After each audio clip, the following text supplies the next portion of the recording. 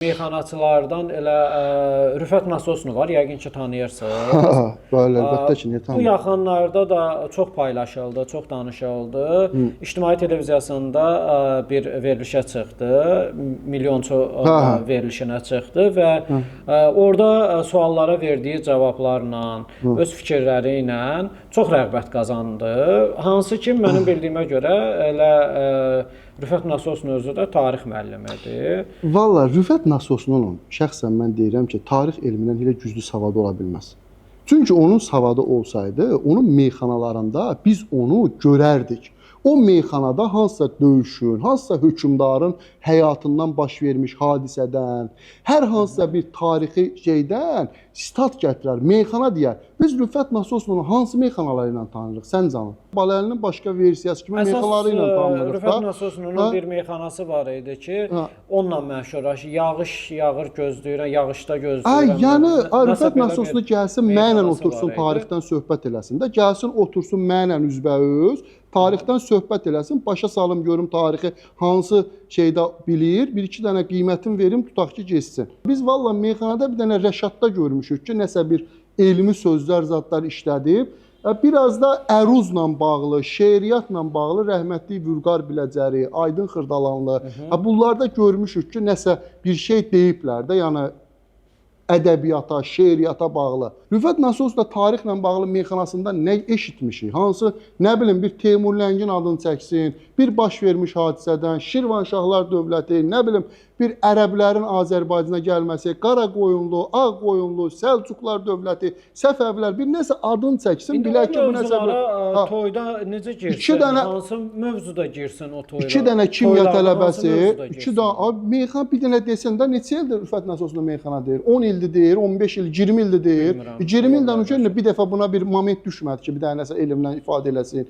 Şeydə 2 dənə kimya tələbəsi var, keçən dəfə internetdə qabağıma çıxdı. Elementlərlə bağlı meyxanalar deyirlər, elementlərlə. Elə xoşum gəldi ki, Quran haqqı kimya elmin bir növ insanlara həvəsləndirdilər. Sağ olsunlar, ikisini də buradan alqışlayıram.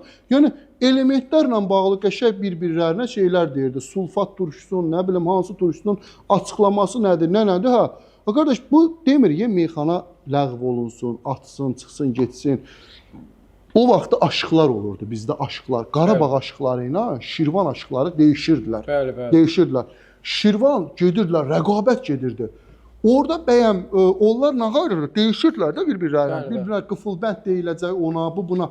Bu, neçə dənə şairin yaradıcılığın, özünün yazdığı şeyləri bir aşıq əzbərləyir. Bu birsin, bir 300 dənə də bu ikisinin də bazası var, ikisi də savadlıdırlar. Otururlar bir-birlərindən dəyişirlər. Oturub deyişəndə bu ona fikirlər deyir, bu qəşəng maraqlı, onun üstünə insanlar nəsə öyrənirdilər. Misal üçün, bu savadlı şəkildə tutaq ki, 2 dənə meyxana, nə bilim, Pərviz Bülbüləli ilə, nə bilim, Xosrov. Xosrov da şeydə 15 dənə dalbadal deyir, 20 dənə dalbadal. Vərdişdir də, yəni 15 dənə dalbadal demək nədir? Vərdiş.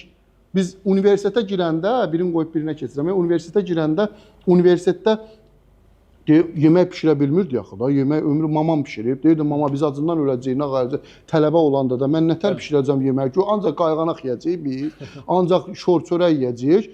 Deyir, tələsmə öyrənəsin. Bir müddətdən sonra həqiqətən gördüm, bu nədir ki, sub da pişirirdim, çolpa da pişirirdim, bozbaş da pişirirdim, kiftə hamısını bir-bir pişirdim.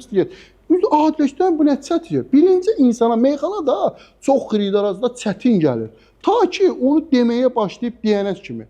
Dedikdən sonra bir dənə də məclis yığılın bir 3-4 nəfər deyir. Xosrov 15 dənə dalbadal deyir. Magiz talba bunu deyir, onu deyir, o nədir ki? Vərdişdir də qardaş. Yaş, bu yazıçılar ümumiyyətlə meyxananı niyə qəbul etmək istəmirlər? Ən çox verilən suallardan biri bax budur. Valla yenə də deyirəm ki, mən meyxana ilə valla bizim bir problemimiz yoxdur. Yəni yazıçılarla meyxanaçıların arasında nə problem var? Bax, meyxanaçılar savadlı meyxanaçılar olsun. Valla savadlı olsunlar, kitab oxusunlar, elmi təbliğ eləsinlər, təhsili təbliğ eləsinlər. Çox gözəl, biz də deyək ki, həqiqətən insanlara nəsə verirlər, nəsə öyrədirlər. Adi meyxanada fikir ver, deyişəndə bir-birlərinə deyirlər ki, o qafiyə söz ötürür, deyir, söz ötürdü. Görürsənmi, burada özləri izah eləyirlər ki, bütün onun canı bir dənə sözdədir. Qafiyə nə ilə gedirsə, bütün meyxananın canı həmin o sözün içindədir. Bir dənə sözü tapmaq, o qədər söz deyilib ki, təzə söz olmalıdır, tapa bilmir. Bu biri buna söz ötürür. Görsənmi? Qalan digərləri hamısı o liboy bir adam deyər də. Bir dənə sözü ötür, o qafiyə ilə deyirsə, qafiyə uyğun hansı söz deyilməyibsə, onu ötür, onu tap deyəcək, çıxdı getdi o. Yəni özləri bir növ göstərirlər ki, bütün meyxananın canı bir dənə söz əzbərlə, qalanları digər vərdişdir, vərdiş. Mehdi Masalının bir sözü var idi ki, deyir meyxana bugünkü günü çox sevilir, çox qəbul olunur. Bu baxımdan da və reklamı da çox güclüdür deyə yazıçılar və digər insanlar da kim reklam tutmaq istəyirsə, kim biraz məşhurlaşmaq istəyirsə, meyxana mövzusuna girir və meyxanaçılara söz atır. Bilir ki, bu 100% məşhurlaşacaqdır. Həqiqətən də mi belədir? Vallahi biz nətər məşhurluq. Yəni siz bir yazıcı olaraq, sizin də meyxana ilə bağlı fikirləriniz çoxdur. Yəni bir yazıcı olaraq siz məşhurlaşmaq üçünmü meyxana mövzusunda danışırsınız? Yəni sizin buna ehtiyacınız varmı? Məşhurluq birinci növbədə istedadla, düzdür, məşhurluq deməyək də, yəni bir insanın həqiqətən də müəyyən yerə çatmağı istedadla bağlıdır. Meyxana ilə bağlı 10 dənə adam fikir söyləyə bilər. Hansı qəşəng söz deyirsə, yerinə oturursa, onu deyəcəklər ki, bəli, halal olsun, bu yaxşı deyir. Düzdürmü? Oturan söz olsun da yerinə. Yoxsa bir söz yerinə otur, sən bir dənəsi gəlsin küçədən 10 dənə söz desin, boş mənası. Mən dediyim fikirlər həqiqətən də, yəni valla bilmirəm, mənə elə gəlir. Bəlkə də səhv də varsa desinlər, nəyi səhv deyirəmsə fikirlərimi bildirərlər. Həqiqətən də görürsən ki, bunlardır. Onun meyxanaya ilişməklə bir şey yoxdur axı. Meyxanaya nə ilişir? Mən onsuz da meyxana yox idi indiyənə kimi mənim bəyəm şeyləmirdim, işlərim getmirdi və yaxud nə bilim öz həyatımı yaşamırdım, öz həyatıma necə oldu davam eləmirdim. Sadəcə olaraq mən görürəm ki, meyxanaçıların çoxu öz üzərində işləmir, əziyyət çəkmir. Meyxanaçıların çoxu gedirlər, toy varsa toyla məşğuldur. Toydan sonra da gecə yığışacaqlar bir dənə otağa, qəlyan çəkəcəklər, siqareti pülləyəcəklər şap-şap dayanmadan. Bir gedin 3 dənə kitab oxuyun. Siz yazıçılardan daha çox özdəsiz də, cəmaət içindəsiz, düzdür? Cəmaət içindəsiz. Bir cəmiyyətin inkişafı üçün nəsə bir şey, siz də bir şey eləyin də, bizdən daha, bəlkə Pərviz Bülbülənin dediyi bir bənd məndən daha çox cəmiyyətə xeyir olaraq. Çünki o məndən daha çox tanınır da, mən elə tanınmıram, o daha çox tanınır. O bir fikir səsləndirsə, daha cəmiyyətin xeyrinə olar.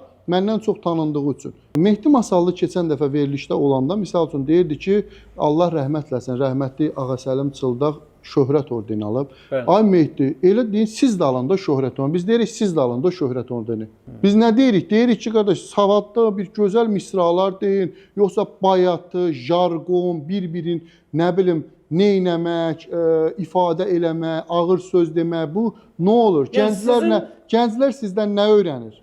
Sizin bu qədər meyxanadan danışmaqda fikriniz və məqsədiniz belə başa düşdüm ki, budur ki, yəni meyxanaçılara demək istəyirsiniz ki, yəni deyin meyxana gözəl sənətdir, amma qardaş, əyləncə üçün gedirəm də, mən də savadlı şəkildə deyin, gözəl elə bir ifadələr deyin ki, Nizami Gəncəvidən orada gözəl ifadələr səsləndirin. Bu bir-birlərin ifadələrlə sıxmaqdır, nə bilim, təhqir eləməkdir. Bunu yığışdırın, çıxsın, geçsin o üzə. Bu təhqir nəyə lazımdır ki?